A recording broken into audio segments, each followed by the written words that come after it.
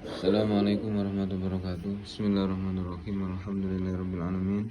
Wa bihi nasta'in ala umuri dunya waddin. Wassalatu wassalamu ala asyrafil anbiya'i wal mursalin sayyidina wa maulana Muhammadin wa ala alihi wa ashabihi ajmain, amma ba'du.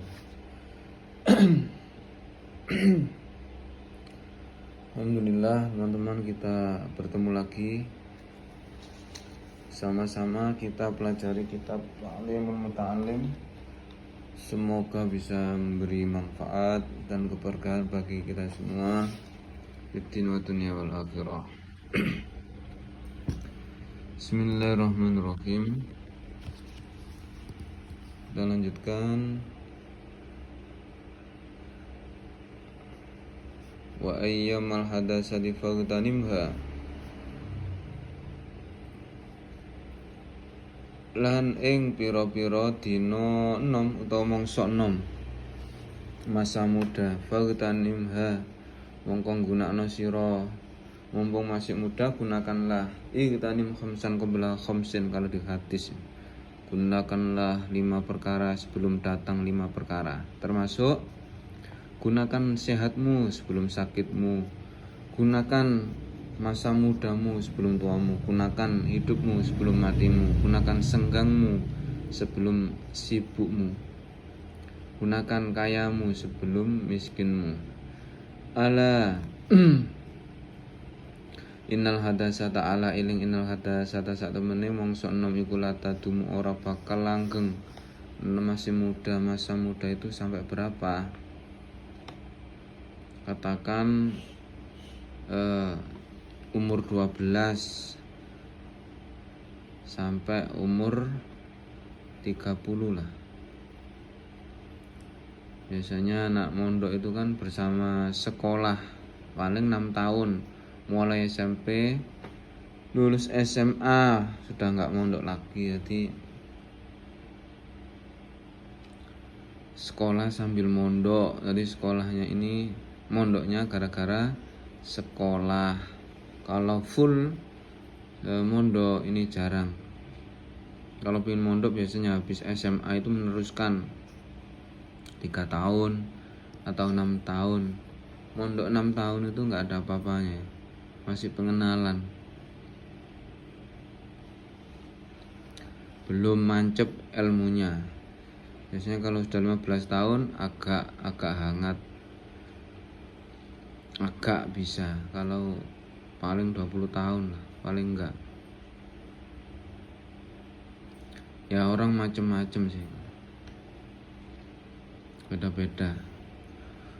Dulu saya 8 tahun aja, karena kata guru saya belum bisa. Ya itu memang sulit ya.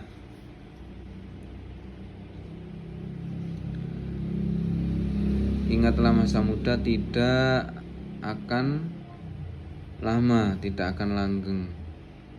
Wala yujhid lan ojo mayahake sapa wong nafsu ing awak dhewe wong juhdan kelawan payah temenan. Tidak boleh terlalu memforsir waktunya istirahat, belajar gitu ya. Jangan memaksa.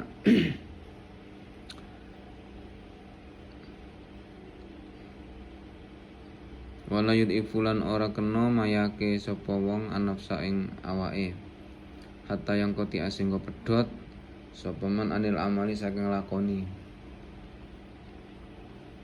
Yang baik itu istiqomah berapa jam tiap hari, 1 jam atau 2 jam,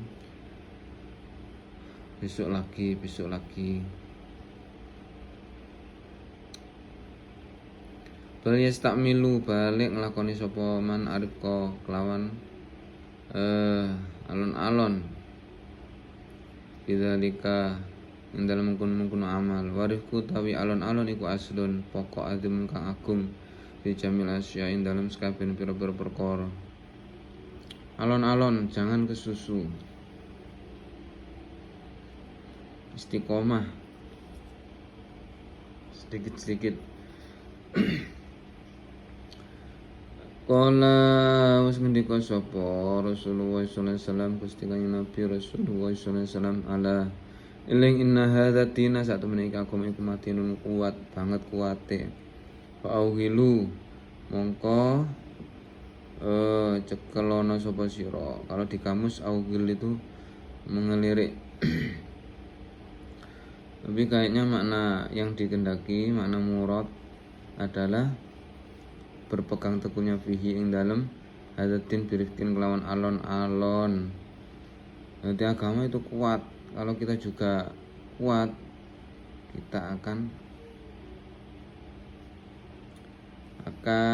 kalah ibaratnya. Kita harus alon-alon, jangan kesusu dalam ibadah atau apa syariat kan. Sholat yang wajib-wajib dulu, baru nanti yang sunnah. Jangan langsung 24 jam non-stop ibadah lah itu. Wala tubagit lan ojo bentukake sira ala nafsi kang atase awak dhewe sira ibadah ta'ala ing ibadah maring Allah taala. Harus dibuat rileks, harus dibuat refresh, menyenangkan ibadah kepada Allah. Jangan seakan-akan ibadah itu paksaan, tapi di samping kebutuhan kita sebagai hamba juga kadang kan menurut kedokteran kan sholat itu sama dengan olahraga katanya sih, kata dokter. Ya boleh saja, yang penting kita happy dalam menjalankan ibadah supaya tidak merasa berat. Fa innal mumbita mongko satene wong kang dadi pegot iku la ardon ora bisa megotake sapa man ing bumi. Iku la ardon ora bisa megotake sapa man ing bumi. Koto tegese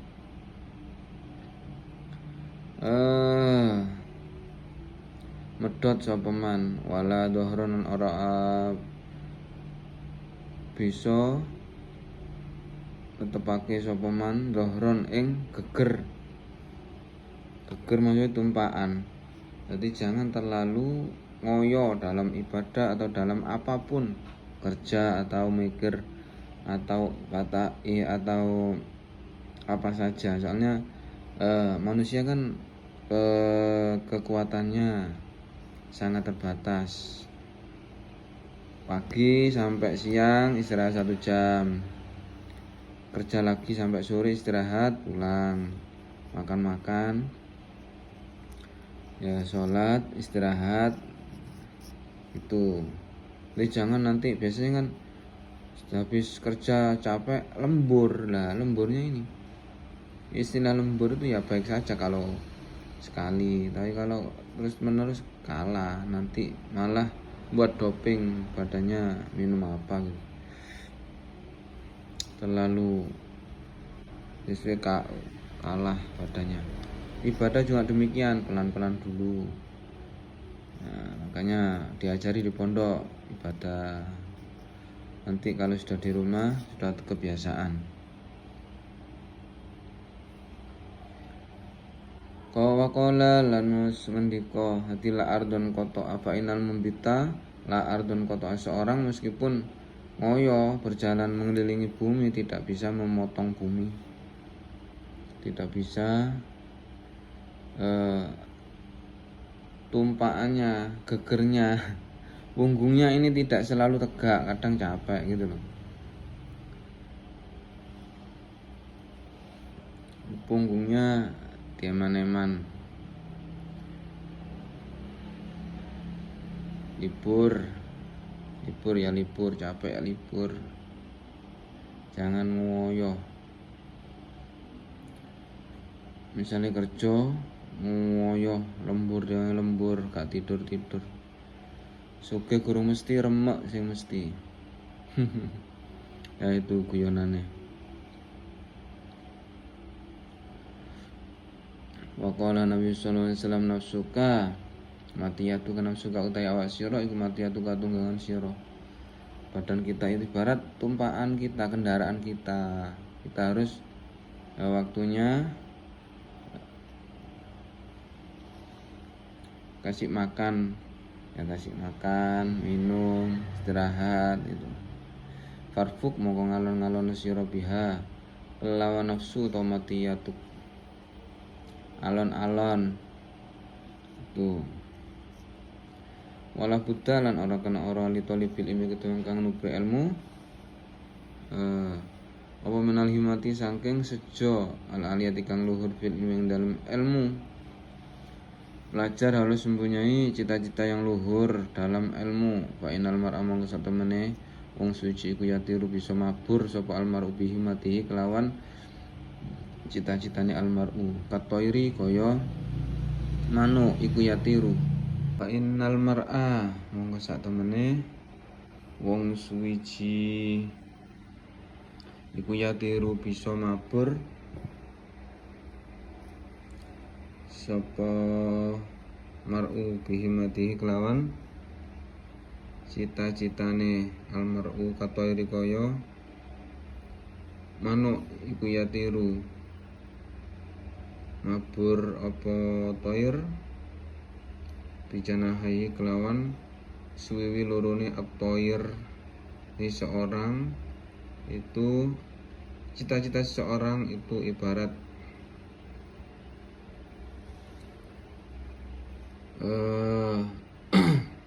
burung itu bisa terbang dengan kedua sayapnya. Kalau seorang bisa terbang dengan cita-citanya. Qala Abu Thayyib qala sunni sapa Abu Thayyib bi Abu Thayyib ala qadri ahlil azmi ta'til azaimu. Ala qadri ahlil azmi ngatasi kira-kirane ahli penyejo ta'ti bakal teko apa azaimu pira-pira penyejo wa ta'ti. Qala Abu Thayyib ala qadri ahlil azmi ta'til azaimu wa ta'ti ala qadril karimil makarimu. Jadi ala qadri ahlil azmi tadi sudah dimaknani. Jadi ini kayaknya pengertiannya ini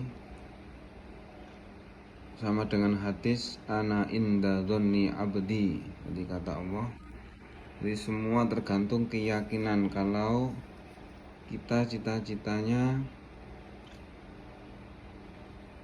tinggi, setidaknya kita berada di tengah-tengah. Kita misalnya harus menggantungkan cita setinggi langit, meskipun kita tidak sampai langit, ya setidaknya sampai kita naik pesawat lah. Meskipun kurang jauh, yang penting kan kita ada punya cita-cita. Kita cita-cita jadi presiden misalnya, kan itu tinggi berat, seakan-akan tidak mungkin, tapi kan lumayan kalau kita menjadi apa, wali kota itu. Tapi kerja kerasnya juga harus disinkronkan, disesuaikan. Kita targetnya misalnya PNS, harus kerja keras, belajar sungguh-sungguh untuk menempuh ajaran, bisa menjawab soal-soal pas ujian CPNS itu. Kita menjadi apa, lurah atau camat, kita harus menguasai bidangnya. Belajar ngomong atau gimana, jadi sudah mempersiapkan. Semuanya ada porsinya masing-masing. Jadi jangan sampai kita ingin tadi ingin menggapai jabatan tertentu, tapi kita tidak mempunyai bekal material maupun non material, materi, harta maupun kemampuan otak kita. kemampuan intelektual kita. Jangan, sesuai kemampuan saja biar nggak urip soro-soro. Kita porsinya kecil-kecilan, anak petani ya ngarit, membantu orang tua, lah itu saja. Jangan yang tinggi-tinggi, yang penting kan bisa makan, bisa ibadah, itu maksudnya. Tapi kalau kita punya cita-cita yang tinggi ya bisa sah-sah saja, boleh-boleh saja, semuanya boleh untuk punya keinginan yang tinggi. Tapi kan nasib itu sudah porsinya masing-masing. Semua manusia tidak mungkin sama.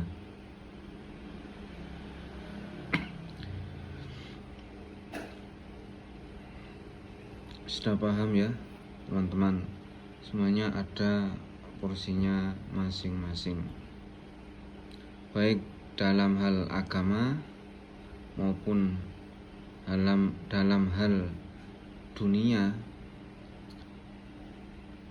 Yang penting man arada dunya fa'alai bil ilmi, semuanya diilmuni. Pengen dunia harus mengerti ilmunya dunia, berbisnisan atau apa. Dalam hal akhirat harus ngerti ilmunya akhirat, harus ngaji biar tahu, biar tidak salah dalam beribadah. Wa ta'zumu fi aini shogiri syukuruha, wa ta'zumu lan dadi agung fi aini shogiri ing dalem peningale wong kang cilik apa syukuruha cilik-cilik makarim. Kalau menurut orang kecil, kita orang kecil bawahan melihat perkara yang kemuliaan yang kecil ini terlihat besar. Kita rakyat biasa melihat jabatan lurah atau pak camat atau bupati, apalagi presiden kan kelihatan besar gitu loh. Kita menjadi lurah melihat camat, bupati, ya itu akan besar. Kita melihat rakyat jelata, rakyat biasa, bukan jelata ya, jelata itu seakan-akan kayak kasta. Rakyat biasa, orang awam biasa, melihat pangkat agak tinggi itu kayaknya agak tinggi, kelihatan besar, wah gitu loh. Kita punya sepeda motor biasa Mio atau Scoopy, melihat sepeda motor yang mahal kayak Ninja, seakan-akan wah gitu. Tapi kebalikannya, watas huru lan dadi cilik fi ainil adim ing dalem peningale wong kang agung apa al-adzaimu pira-pira keagungan. Sebaliknya orang atas, orang agung, orang tinggi melihat keagungan ini seakan-akan kecil. Misalnya orang tinggi, orang jabatan, orang menjadi bupati, melihat jabatan lurah ya seakan-akan kecil. Harta, misalnya orang punya mobil Avanza, melihat orang punya sepeda motor Ninja biasa gitu loh. Jadi itu sawang sinawang. Jadi yang penting kita bersyukur, harus mensyukuri apa yang kita punya. Bersyukur. Kalau tidak bersyukur, berapapun kekayaan kita, berapapun gaji kita akan kurang. Manusia kan kurang, sifatnya kurang. Ya sepeda motor, pengen mobil, pengen rumah, pengen apa. Sepeda motor 1 minta 2, 3, 4, mobil 1 kurang, rumah 3 kurang, nah itu.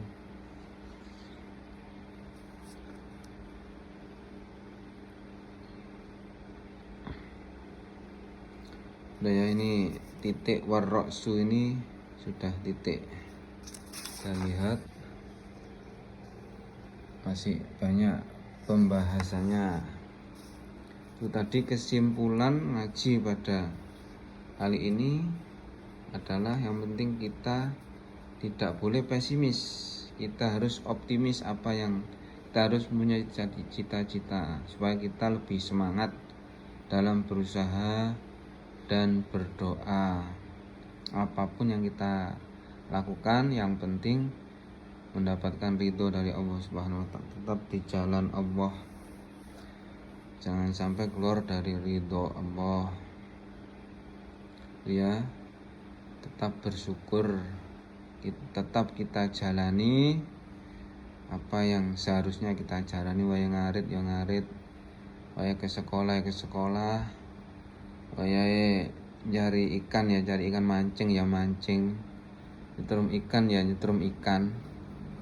Nah itu hidup dibuat sederhana saja, kayak orang-orang dulu kemana-mana nggak punya sepeda motor, kemana-kemana jalan itu ya bisa happy aja. Nah itu ya, dari sini cukup sekian, kurang lebihnya kami mohon maaf yang sebesar-besarnya. Mudah-mudahan bermanfaat. Akhirul kalam, assalamualaikum warahmatullahi wabarakatuh. Wa sholli ala Muhammad.